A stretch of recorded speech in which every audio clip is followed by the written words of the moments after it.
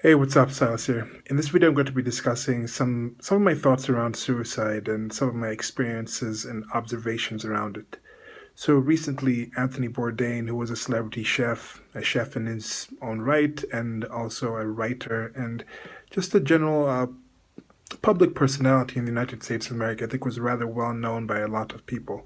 Um, People like their food, and if you're really good at the food, I think even the whole food thing kind of exploded recently in the last decade, I'd say, with like the Food Network and things like that, where it's become a lot more popular, and people have become very popular who are just chefs, just popular for their food and things like this. But Anthony Bourdain did a few other things. He also went to travel around the world, showed people cuisines from different places. And with that, I have some experience with traveling, and I personally like to cook, so had some interest in some of the things that Anthony Bourdain had done. So, with speaking about him in particular, it was rather unfortunate to hear about this apparent suicide, especially with him leaving, I think, a daughter, a 13-year-old daughter or something. So there's a lot of unfortunate things with this, and it just shows that somebody can be in a situation where you consider them to be wealthy in financially and with possessions. You can be surrounded by possessions. You can travel around the world. You can have the access to the best food in the world. You can be able to make the best food in the world, but still be in a situation where you have this loneliness to the point where you would do something like commit suicide. And then people say, like, oh, the selfishness of it. I don't necessarily know how I look at suicide if I consider it a selfish thing when you're leaving behind a child like that. I do understand it's very unfortunate. And in deaths in general, I think the people who are left alive take the worst of it because the person has passed away, the person is dead. That's my opinion for it. I don't necessarily think there is an afterlife. And that's another thing that's been there with this whole suicide thing. I still do believe that everybody does things when they believe this is the best thing to do. It's better to do what you do rather than not do it. So instead of just thinking like, why do things happen? Thinks why not? That's kind of the thing. Why should I not do this? I think a lot of more people think that instead of just why should I do it? Because if it's just why should you do something, there's always the why. You can do it because you can, but why shouldn't you do a certain thing? Why shouldn't I record this video? Why shouldn't I say other words? Why shouldn't I speak in another language? So that's the whole kind of situation because you're thinking, why should you do certain things? You do things that are preferable than the others. So when somebody commits suicide, I think that also falls into it. And to me, to get to the point where you're living a sort of life where you are confident enough that spending another second alive in this world is less preferential than whatever comes next. So whether you are convinced that I don't care what's next, or you have an idea in your mind that you are completely confident that there is a better existence coming after, or just lack of existence in and of itself, you're 100% sure, or at least sure enough to act in that way. And that's always something that's been very striking to me. I've had situations where I've struggled with depression and other issues, but I don't think I can say I was ever suicidal. Now, when it comes to certain things, what is suicide in this general sense? I mean, that's one thing. I want to specify with this thoughts of me thinking, okay, the suicide thing being hard to kind of wrap my mind around some of these things. It's different when it's a situation like, unfortunately, with the World Trade Center, where it was on fire, buildings on fire, and you're thinking, okay, I either stay here and there's these flames, or I jump, and then you're still going to die. So in that kind of situation, I don't necessarily think it's an outright suicide. It's more an escape from something. But yet, that situation, I think it's easier for me and probably you guys out there to relate to that, like the fire versus jumping out of the window and falling. And even on those other suicides where people seem to be okay, they have gotten to a point where that world that you think is okay for them is actually that fire. So that's the thing that's really hard for me to kind of grasp and understand. Where I was just saying I had where there's people killing themselves to live the life that you are completely tired with. People live certain lives. That's not the exact saying. I'm trying to think of how I actually said it before. But there's something about how there's people killing themselves to live the life that's killing you. So there's people in situations that are actually so stressed out by what they're doing, yet there's other people trying to like killing themselves, trying to get to that life that's stressing somebody out more than they can handle. So there's this odd aspect of humanity and existence that goes with this. And now, going back to the food and talking about different kinds of suicide, I'm going to start this.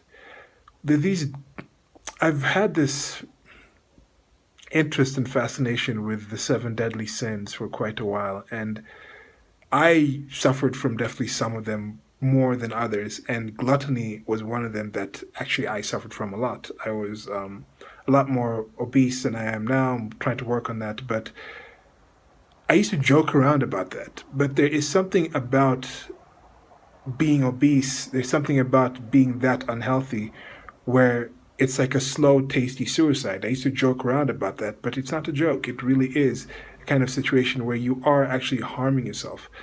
And I think it's more clear and obvious to see in that kind of situation where I think there's more of a cry for help in a lot of these situations with people who are obese in that sense or fighting with addictions and things like that. And with Anthony Bourdain, coming back to that, he had some heroin addiction previously. And he was also, now I'm not saying, trying to put blame on her for this, but he was dating Asia Argento, who was involved with this situation, the Harvey Weinstein cases coming out with the whole Me Too thing, where they're saying there was sexual assault or sexual harassment or usage of his power in order to get people to sleep with him and the whole casting couch thing. And there's a lot of things involved with that. The amount of people involved in this kind of environment and this kind of lifestyle. And I'm thinking, if Anthony Bourdain truly cared for someone like Asia Argento, and then Asia Argento starts telling him more about the things that are going on in that kind of life. And then he starts realizing, hey, I've traveled around in these celebrity circles. I actually know some of these people. I've cooked for some of these people. I may have called some of these people friends, or I may have met some of the people who were being grinded through this machine. He might be thinking, I might have played a part in this. And he could have had a relapse. It could have been a lot going on to get to a situation where he actually feels like, look, I can't face this anymore, and I've got to check out. And another unfortunate thing I see about suicides is, especially when it comes to these celebrity ones, is the surprise of the people around him. Say, "Oh, he had such good energy. Oh, I can't imagine this happened." And the sad thing about that is the fact that people say, "Oh, he was so happy, he had such positive energy. I couldn't see this happening." If they were able to understand the negative energy that was in this person, if they could say, wow, like, I was worried this was going to happen, if they had that kind of awareness or closeness to the person, then maybe the suicide can be prevented. I think people saying, I couldn't see this coming, is part of why it came. See what I'm saying there? Where he did not feel connected enough to people in his life to confide about the demons that he was wrestling with. Now, of course, there are other situations where it could be a snap situation. Something can happen immediately where it's something that happens in a week or so and that becomes too much and they're just in a situation. But in many cases, I think with suicides, it's a culmination of years of a spiral into this situation. I don't like, at least from my personal experience, getting into depression and getting detached from people where not necessarily feeling like I'm a part of certain groups and things like that. And that's what I was saying at the beginning. You can have all these trappings, these possessions, yet we have yet you can lack the most important thing, I think, for humanity, which is that connection, which is that feeling that you want to mean like you're a part of, you want to mean something to other people. You want to feel like you're a part of some mental, spiritual, even connection with other people. And with that, I definitely want to thank my friends. I actually had when I heard about Anthony Bourdain passing, I just remembered this one thing I had, like "You Are What You Consume," which was this series that I've had talking about foods. And one of my friends, Stephen Kirshner, we met through a philosophy group and started talking about different things. And he's in the food industry. And then we got to, hey, let's start this series. And one of the videos was the French Laundry, which is this amazing restaurant with I forget the name of the chef, but he does this multi-course meal, and you go in and he kind of just preps things, and you go in. So Anthony Bourdain did that on his show, and we watched the French Laundry show. Stephen brought the book, and we're just talking about this, and it's very interesting to see how that kind of friendship, that kind of camaraderie, was something that I really value and I'm really thankful for. And I just want to thank my friends for that. And if you're out there and you're in a situation where you are feeling depressed or things like that, I think there's a lot more resources right now for people to actually get helped out there. There's suicide hotlines, I think, in every country. I don't know if the suicide hotline is international, but there's things like that. And I think personally in your life as well, look at your friends, look at the people around you, look at the people you care about, and see, hey, can you actually reach out and talk to these people and have some situations where you actually relate to somebody, and don't be afraid to actually talk about really in-depth issues, even if it's just poking around and seeing like, hey, do you guys want to talk about this? Then they say no, then you back off and you say, hey, I'm here. At least you float that out there. Or even if you feel like I want to talk about something, float it out there and see how your friends react, the people who you consider your friends. Maybe you'd find that, hey, that person doesn't want to talk about this, but now that you've made the attempt, maybe that they'll point you in another direction or somewhere to talk to, or that might give you the confidence to think, okay, now I can actually reach out to a hotline or something like that.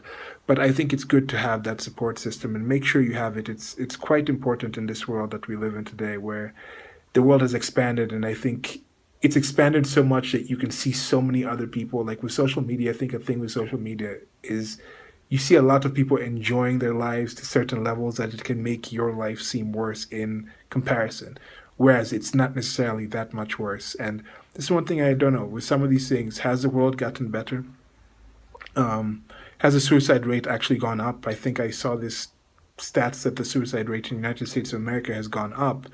Yet I don't know if that's a situation where it's just the tracking of actual suicides has gone up, the actual figures of it. I don't know how much that's actually in there. Now, I don't think suicide rates are as high in developing countries. I don't think the suicide rate here in Kenya is that high. But then now, that's outright suicides where somebody's taking too many pills, shooting themselves, hanging themselves in that direct sense. Now, people may do things that are suicidal by the life decisions that they make, and I think that's where like that obesity thing kind of comes in, where it's like, is that completely suicide, or is that just a lifestyle decision that's negative? And then now you look at countries like Japan with a lot higher IQ type of situation.